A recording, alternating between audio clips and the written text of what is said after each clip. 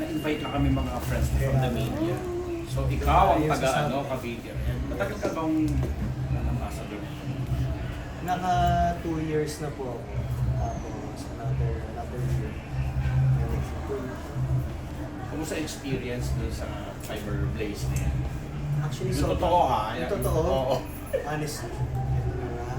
Sobrang flawless. Wow! Sa totoo lang, kasi ako, as a gamer, halos every night ata ako naglalaro kung may time. And never naman ako naka-experience ng lag or anything. Kahit tanong nyo pa sila Raver Cruz, sila Julie C. Isabel, lagi ko silang kalaro every night. Hindi naman ako na-disconnect. So para sa akin, sobrang flawless nung connection. Very good. And actually hindi lang sa bahay namin pati sa mga businesses kasi grabe mag-support yung family ng Fiber Blaze. Kahit hindi sa bahay nyo, sila magsusupply ng internet connection nyo kahit saan. Basta sabihin mo lang willing silang mag-support sa anything. Lalo pa naglagi nagpa-viral kayo ng mama mo o sa Yes, mama po. mo mismo sa kanyang mga vlogs. Yun din, kailangan din para makapag-upload si mami. Matandaan niluto talaga ni mami mo. Sobrang dami. Marami po talaga kami sa bahay. Ang saya yung panuuli. Ang saya panuuli ng pagmamahal ng mami sa mga... Pero negosyo na siya niya yun ninyo. Paano po nila? I mean, Wala po. Wala pa, puro paano lang yun. Opo, pagkain lang po namin yung sa bahay. Ilan ba kayo sa bahay?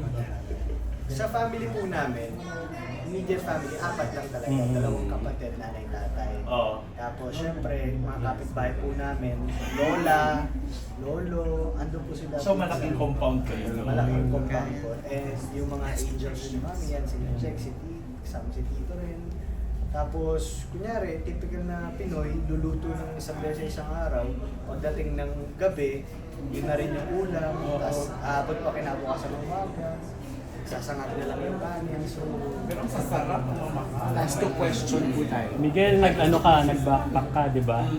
Nag-backpack ka recently. How's the experience? sobrang adventure niya. Nakakapagod pero para sa akin nourishing kasi sa soul kapag nagka-travel ka. Mag-isa ka lang? Mag-isa lang po. Backpacking. Tapos yun po kasi talaga yung hilig ko eh. Since I was 18, yun na nag-start mag-solo backpacking. And para sa akin, it breaks the pattern. Diba pag kunyari, artista ka, like ka na sa harap ng camera, para hindi ka nahihirapan.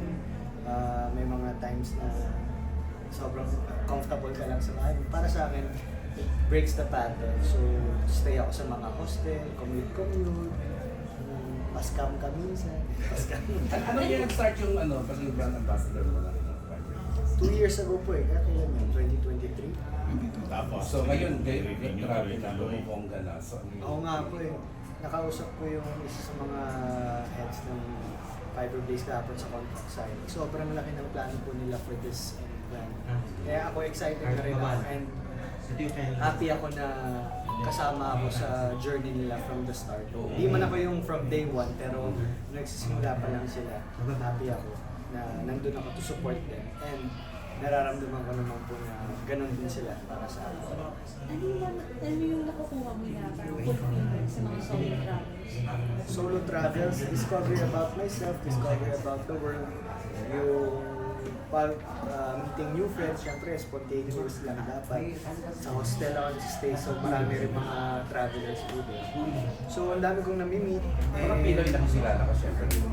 May mga, sa South America parang 3 lang po ata yung meet kong mga Pinoy. Pero yung mga foreigner, may mga nakaka... Kilala po sa akin. Wala po, hindi pa na ako international artist. Go, diba? Okay na. Ano yung top places? Picture na tayo. Okay na? Or memorable for Nitong trip na to, I mean, aside, mga previous trips. hindi, all in all, para po sa akin, Peru. Machu Picchu. Wow! Wow! Diba? The multi-talented. Correct. Christmas plans. Stay at home. Stay at home. Dito lang sa Philippines. Dito lang po sa Philippines. Spend time Thank you with so much po. Bababa na si Sa mga nakapicture mo Picture na na muna. Yes.